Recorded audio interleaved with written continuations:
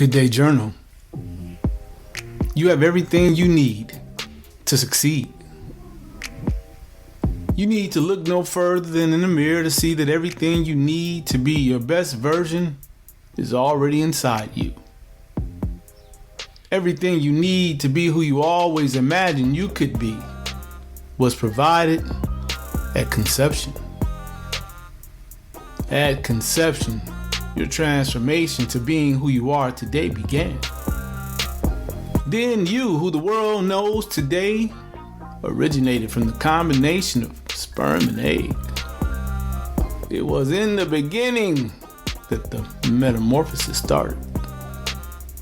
All your hopes and dreams are within reach. Everything worth doing you can achieve once you accept that the Creator put everything you need to be at your best inside you. You have everything in you that you need, and everything that you need is in you. It's all inside, and why would you think otherwise?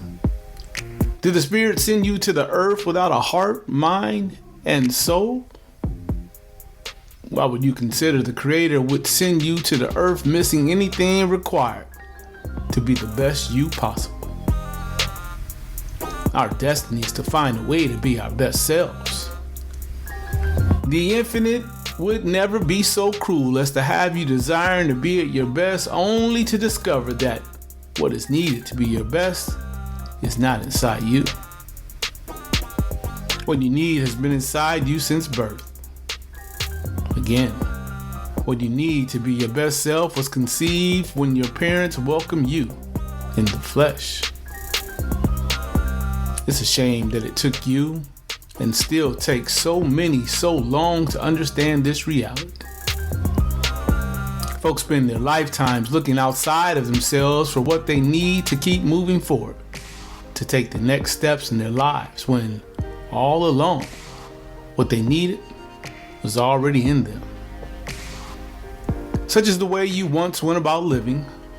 You constantly looked to see what others were doing as if they had something that you needed them to give you. You routinely looked for others to approve of what you were doing to validate your humanity, as if the fact that God created you was insufficient validation of your humanity. How does one who was born in the image of God need validation from others who are not God? From others who are made just like you in the Spirit's image? I must say, oh, what a relief it is that you figured out that everything you need is already in you. Those dozen plus books you've written that are now best-selling award-winning books were always in you. You didn't pull the books out of thin air. Nobody else gave you the thoughts and ideas to write in books or to share in speeches. You wrote and said what was in you. Your prize-winning and respected writings or speeches manifest outwardly the hopes and dreams that internally and eternally live inside you. Please never forget that you are complete. The divine sent you to this planet like a 5-star resort vacation. All inclusive, baby. You don't need another being to make you whole or fulfilled. You were born in your grand entirety. When your mother birthed you, you were already made whole in mind, body, and soul. Such statements are not cavalier expressions denying the value of others in your life. Of course, your life is made better by having folks you love and adore and who love and adore you back in your life. But it is crucial to the continuation of your journey for you to understand that the steps you walk are yours. You cannot walk the steps for another. No one can walk your steps for you. We must all put one foot in front of the other if we intend to walk across the floor. While it is certainly possible to put on someone else's shoes and walk a mile, Walking in another's shoes is no substitute for knowing what you want out of your life and doing everything humanly possible to make it so. Walking a mile in another's shoes has very little, almost nothing to do with recognizing that everything you need to be who you want to be is inside you. Today, folks who knew you as a struggling student marvel at how much you've changed. People who quickly and summarily dismissed your humanity and those you now represent marvel at your keen intellect and cunning linguistic abilities. However, they continuously fail to recognize the most important thing about you. Who you are now is who the infinite designed you to be. Who you are now was only waiting for the right time and place to appear. You were waiting to burst out of your inhibiting yet nurturing cocoon. Like a caterpillar waiting to burst from its cocoon, the Spirit intends you to be a beautiful butterfly that takes flight from the beginning. The butterfly is always in the caterpillar. The primary problem is that the caterpillar might not fully understand or trust that soon it will be a butterfly. You are the unknowing, untrusting butterfly living as a caterpillar. These days you fly high and elegantly like the butterfly that sheds its caterpillar's cocoon. You no longer scoot across the floor on your belly like a caterpillar. No more are you thought of as the lowest of lows. Today, you are like an admired, graceful butterfly. Each day now you take a flight. Each day you are a welcome sight for sore eyes. You are a welcome sight to others who are caterpillars and wonder if they will ever shed their cocoon and fly.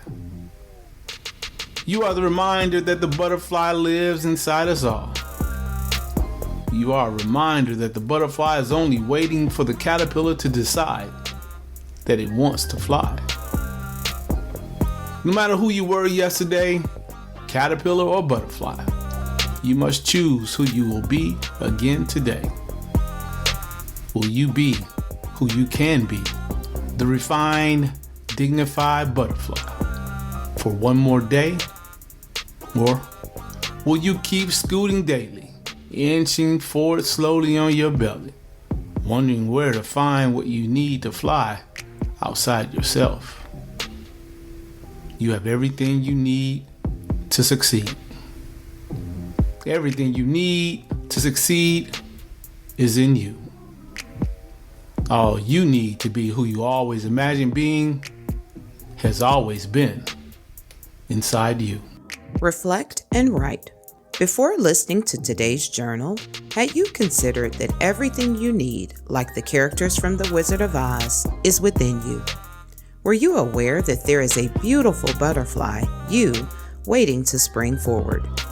Everything you need to be who you were created to be is within. If you aren't buying this, I must ask you to consider where you look for purpose and validation. Do you still seek external validation for your purpose and worth? What is in you waiting for you to manifest it? Is it a book? Could it possibly be a business? Maybe it's a television show. Nate reminds us it is crucial to the continuation of your journey to understand that the steps you walk are yours. You cannot walk the steps for another. No one can walk your steps for you. If we intend to walk across the floor, we must all put one foot before the other. If you're going to live the beautiful life for which you were created, it all starts with you. Now act. It's time to fly. It's time to shed your caterpillar cocoon. A butterfly is waiting inside, waiting for you to choose to fly. No matter who you were yesterday, caterpillar or butterfly, you must decide who you will be again today. Take time now to consider who you will be today and any other today you are gifted with.